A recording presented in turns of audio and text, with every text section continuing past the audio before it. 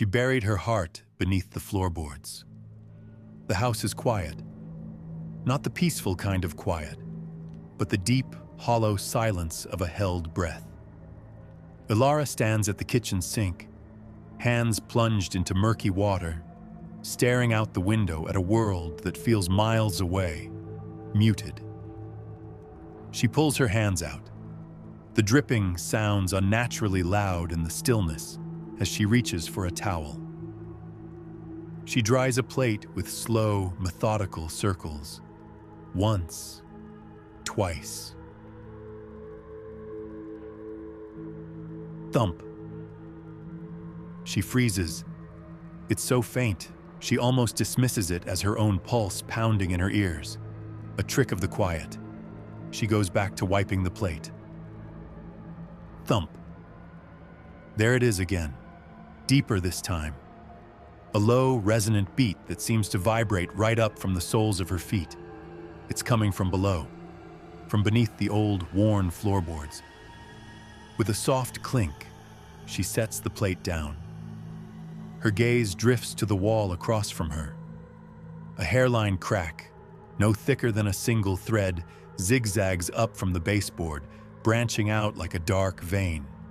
As she watches, transfixed, it crawls another inch higher, perfectly in time with the next beat. Thump. Section 1. It starts with an absence. You don't really notice it at first. It's just a space, an empty chair at the dinner table, an empty space in the bed, a space in every conversation, echoing with everything you're not saying. That emptiness, it gets heavy. It's a physical weight that presses on your chest, that fills your lungs until you can't draw a full breath. I lived with that weight for months. I just let it hollow me out. I thought I could take it. I thought that's what being strong meant, but the silence gets heavy too. It becomes its own presence. I'd walk into a room and feel it, thick and suffocating.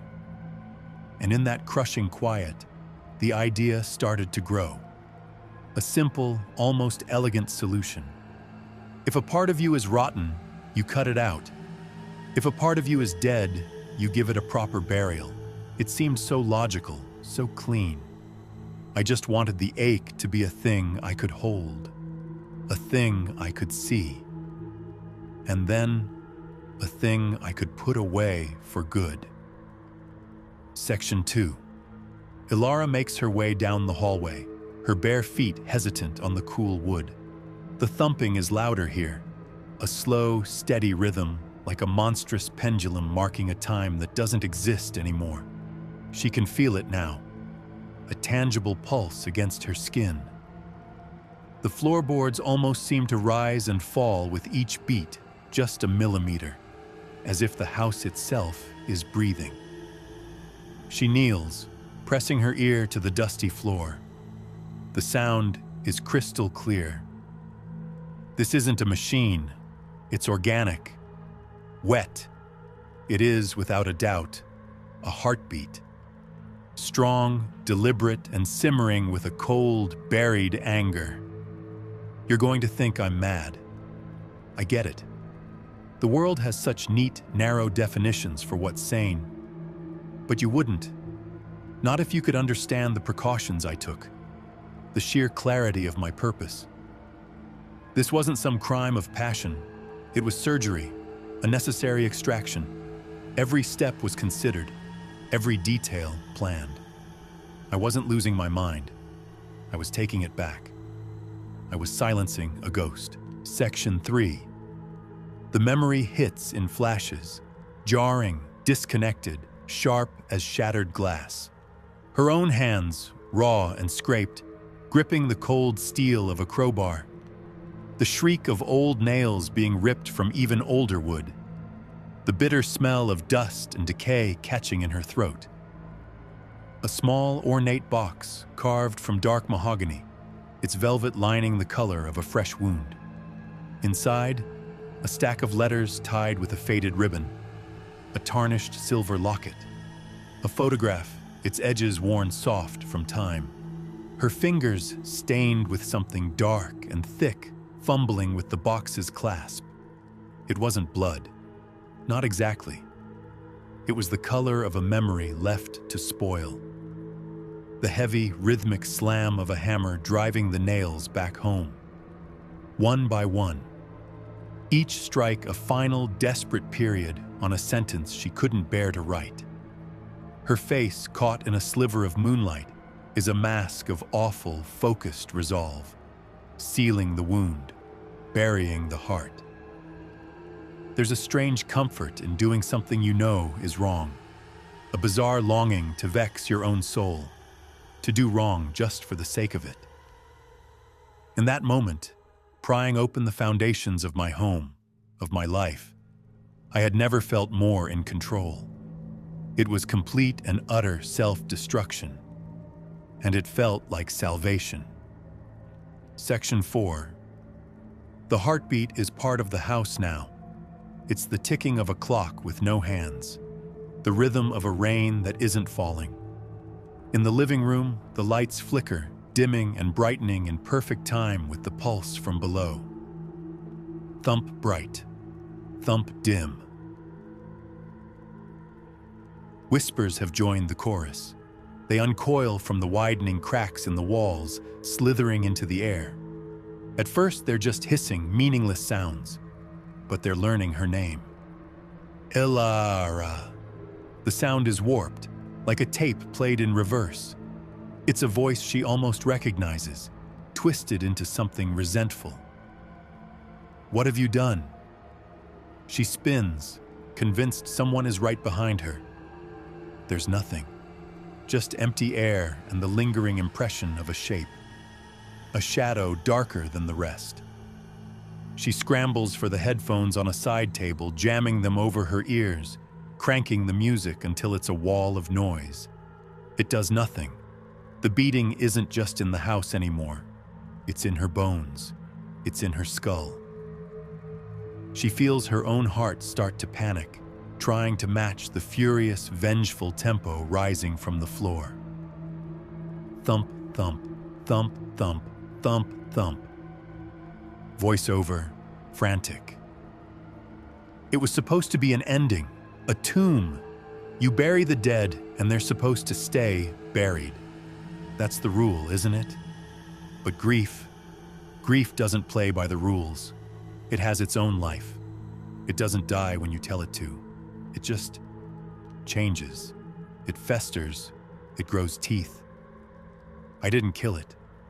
I only gave it a body. I gave it a home. And now, it wants me out. Section 5. A memory, bright and painful, slices through the gloom. Sunshine pouring through the kitchen window, making the dust motes dance in golden light.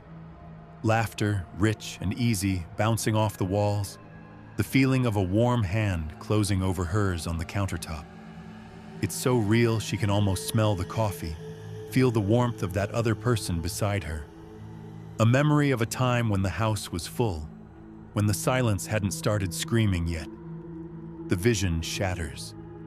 She's thrown back into the cold, rotting present. The house is a skeleton. The cracks in the walls have split wide open, exposing the dark guts of lath and plaster. The ceiling groans, raining down a fine mist of dust with every monstrous beat. Ilara is on her hands and knees in the living room, crawling toward the source, toward the spot she desecrated. The floorboards beneath her are visibly warping, buckling. The wood is warm to the touch. I only wanted peace. That's all. I just wanted it to be quiet again. Conclusion. The thumping isn't a sound anymore. It's a physical force, an earthquake contained in this one cursed house. The windows rattle, threatening to explode.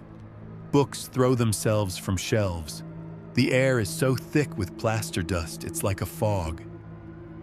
Ilara stares up at the ceiling as a great dark crack splinters across its entire length. She is right above the spot. She looks down at the floor, than at her own chest.